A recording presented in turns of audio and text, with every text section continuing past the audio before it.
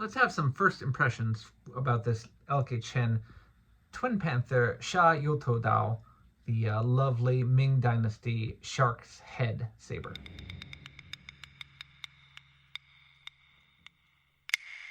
Going to be talking about a couple of different sword related things today. In particular, I wanted to go over my first impressions on a beautiful LK Chen Dao that I received. So we're going to talk about that first, and then if we still have time and or there's interest, I'd like to talk about some other sword dynamic related things. So first things first, let's bust out the cool new sword that has come my way. So what is this? This is really beautiful. So this is another LK Chen product, and it is a Ming Dynasty Dao, and it is not mine. So this is for a sword friend, and it's hopefully going to be seen on his channel after it comes to mine. So we're going to do a collaboration. So this is going to be headed off to the biggest boy. He reviews all sorts of really awesome Chinese related swords and sword military history. He has a wonderful Ming period kit that he builds of armor, and so I'd love to see how this fits along with the rest of his brigandine armor and him being able to both wear it and wield it in kit. So this is his, and it's going to be going off to him, but he was very kind enough to arrange for it to come my way first so that I could do the dynamics measurements on it and do at least an initial courtesy review. So this latest Dao, of which apparently this is the first one that's here in the United States, is called the Twin Panther Shark's Head Dao. So that's the Yutu, or is it the Shark's Head Dao? So that would be Sha Yutu Dao, if I'm remembering the Chinese correctly. So this is another type of Pei Dao or Yao Dao waist saber from the Ming Dynasty. So this is one of several different configurations that we have that you would expect military officials to be able to wear on their waist. So again, suspended from here on a kind of like Y suspension method, and then hung from a clip that's worn on the belt. So this is just suspended on the belt as your standard sidearm, usually used in conjunction with a shield, but again, you could wear it from horseback or what have you. I would more consider this an infantry weapon than not. And a couple of things that stood out right away. This is really cool. This is a lacquered scabbard. And this is the first lacquered scabbard that I've seen on a Chinese sword, at least from the Ming Dynasty. I'm trying to think if that's true.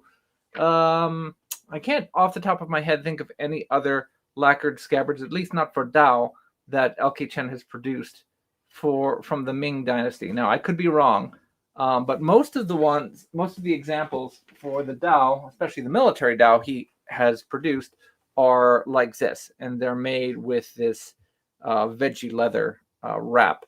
And it's true that most surviving examples we have are made of a very thin leather covering. So that's pretty typical, but this one's been painted and lacquered, and it kind of stands out really nicely, and it's very, beautiful to the touch. It has the iron fittings or some type of a steel, which is nicely done. It's not overly large. So I've complained in the past that some of the scabbards have been a little bulky and boxy, most notably on the Majestic Wong Taiji Yaldao.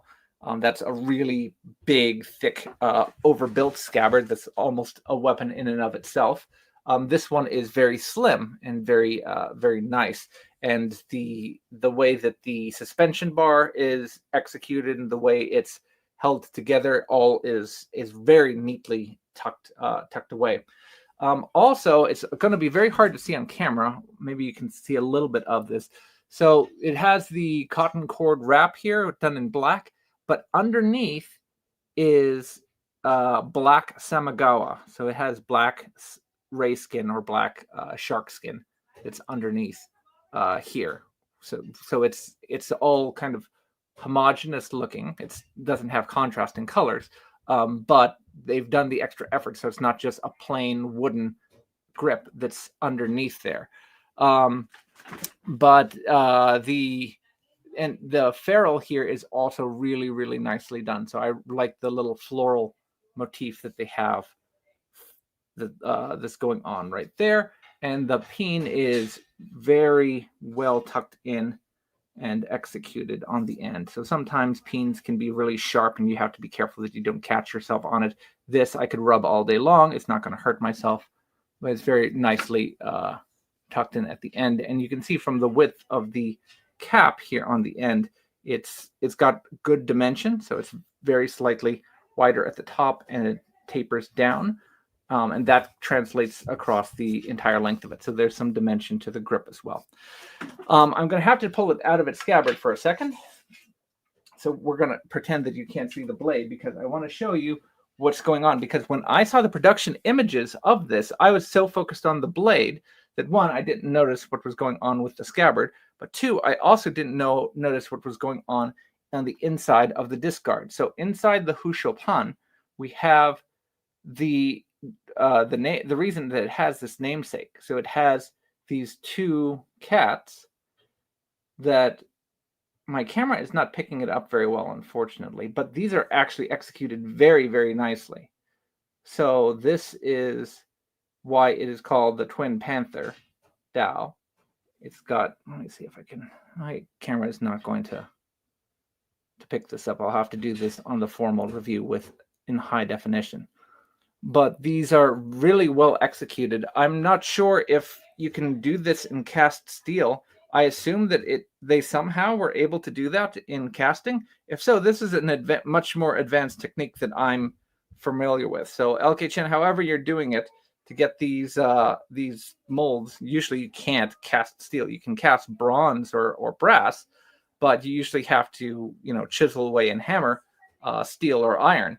So however they're able to do that with that level of fidelity is very impressive. And it's really nice. And it looks, the level of detail is really, really good on the little panthers. And then we have a beautiful pattern welded blade that has been produced here. And in the Ming style, they have these series of fullers. So you have a triumvirate of dots followed by a series of fullering. This goes back to Indo-Persian influence that we have. And it is very well executed. These fullers go straight as an arrow all the way to the end. And then we have a clipped tip, which gives it the fish head or shark's head namesake. That's the profile of these sort of Ming style tips. So this is a really, really beautiful, beautiful sword. It's a little difficult to see on camera. Sometimes you can get it if I put it way down like this, but the sword actually has a little bit of wasting. That means even though it's almost perfectly straight down the back, it's slightly narrower in the middle, and then it will swell very slightly. It has a very slight flare towards the tip. So it's a little bit wider here and a little bit narrower there. So wide, narrow, wide again. So it's very subtle because the back is almost straight as an arrow. The camera may warp the picture slightly. I'm not sure if it's trying to show curvature. Let me back up a little bit and see if you can see. I'm not sure how well that captures it on camera, but you might just be able to see that as we get to the tip, it widens just a little bit to get out there. And as a result, we have an ability, even though it's straight, unlike many peidao that obviously sport some degree of curvature, whether just subtle and towards the tip or curvalar. This one is pretty straight, but still has a bit of flare out at the end. So what's going on there? We'll talk about that in a second. So what's the comment from Randall over here? Almost reminiscent of Han Dynasty Dao. So if we look at Peter Decker talking about the different typology of Dao, he describes the profile as being mainly like 4 different type of levels of curvature, perhaps. So you have the ones that are straightest, like this, which are called Jibedao. And then you have ones that are straight in the first half and then curve in the second half, that are called Yanling Dao or Yanama Dao, the goose wing saber. Then you have ones that start here and curve all the way along, and those are called Luye Dao, the willow leaf saber. I never pronounced that one right, so Mandarin speakers, please forgive me. Luye Dao, I believe is correct. And then you can either go into things like the oxtail Dao that flare at the end, or more importantly, you can have ones that curve really dramatically upwards, which are usually called Pian Dao. So this one is straight backed. So you could say that even though the tip is a shark's head or a fish head tip, the curvature type is straight backed. So it's Xie Dao, just like the original Han Dao typically are. Now, Han Dao can exhibit different types of curvature. Some of them will curve downwards slightly. Some of them will curve upwards a little bit. Sabering is not as common in Han period Dao. So that's uncommon that they would curve up. More common that they would actually curve slightly downwards instead of just being dead straight. But straight back is kind of like the oldest style of Dao, of single-edged sword in China, going basically all the way back to the Bronze Age. And this is a type that you see outside of the main military forces. So if you look outside of what the Han Chinese are using and you start looking into what different ethnic groups use, it's very common that you will find Dao that have this shape, that are just basically straight on one side and straight on the other side and are just choppy, choppy, choppy. So the ones that exhibit various degrees of curvature, again, the more that you get to northern China and western China and have influence from the steppe and the nomadic peoples, either from Manchuria or from Mongolia, those type of areas that you spend a lot of time on horseback, the more you see that influence, the more curvature, the more saber-like influence you tend to experience. And it goes all over. You can find those type of sabers all the way down into Southeastern Asia and into Vietnam and other places. But it originally seems to come from the horse peoples of the steppe.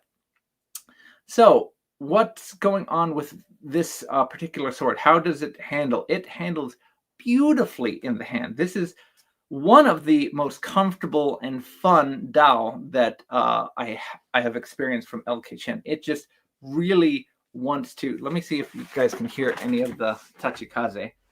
Hang on, my arm is still janked up, but listen. Let's see. I don't know if the microphone will pick that up, but it creates a lot of sword wind.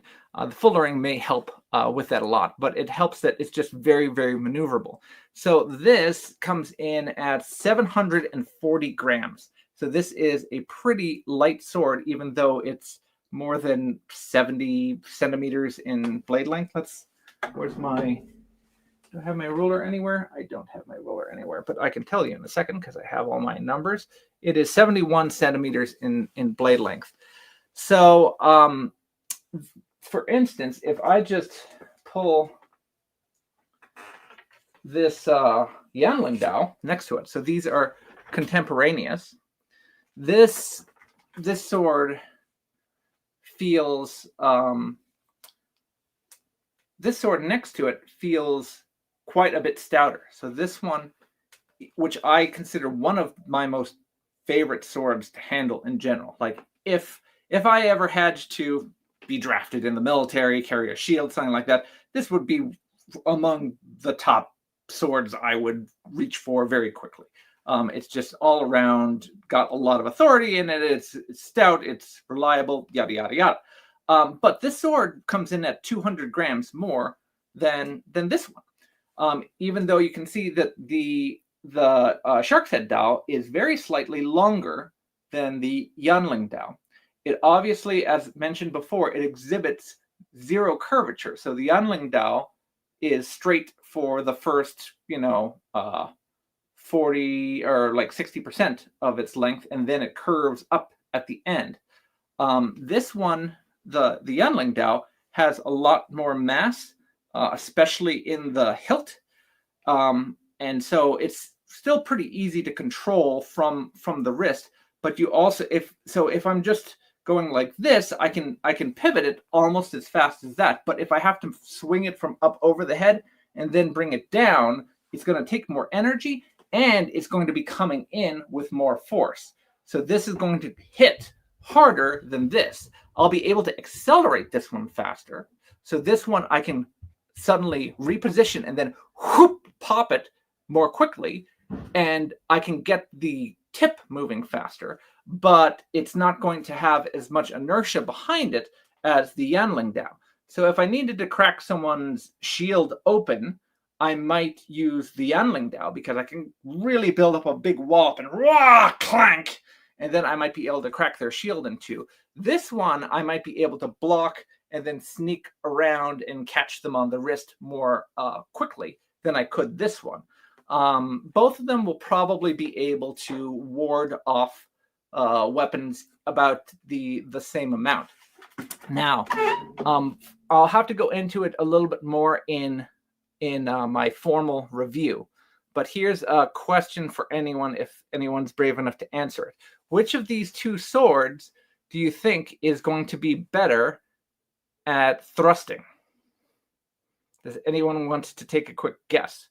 Would you rather have the typical, this is your typical Pei Dao tip.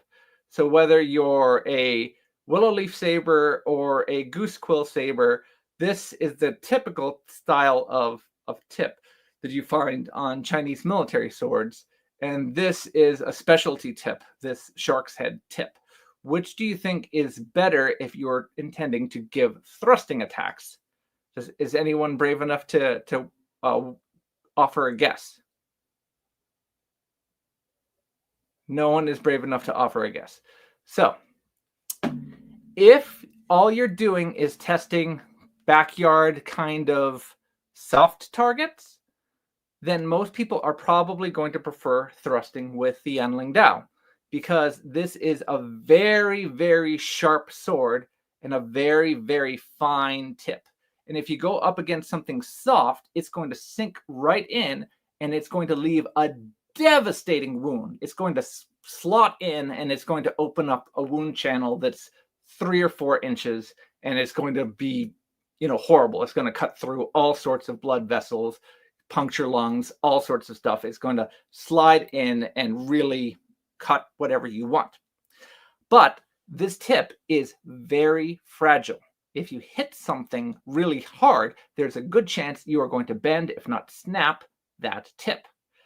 So, what has gone on with this Shark's Head Dao? If you read LK Chen's website, they say that this was developed possibly, or so I should say, some people conjecture that this was intended to be used against mail armor, against ring armor. I haven't seen anything specifically that suggests that that's the case, but in looking at how it's produced, what you have is a much shorter area that the tip is brought to. So it's wider this way, so you still have cutting potential, but you have more breadth this way to come to the point, but it is also reinforced on the back. It is significantly thicker than the Yanling Dao that way. And it is also straight back, which means it's a lot easier to deliver thrusting attacks with it. So that means this one is very easy to bring the sword in for a spearing attack. And if I'm able to deliver it with a lot of force into that target, there is much less chance. There's only a much smaller portion of the sword that's at risk for being damaged, even if I hit a relatively hard target.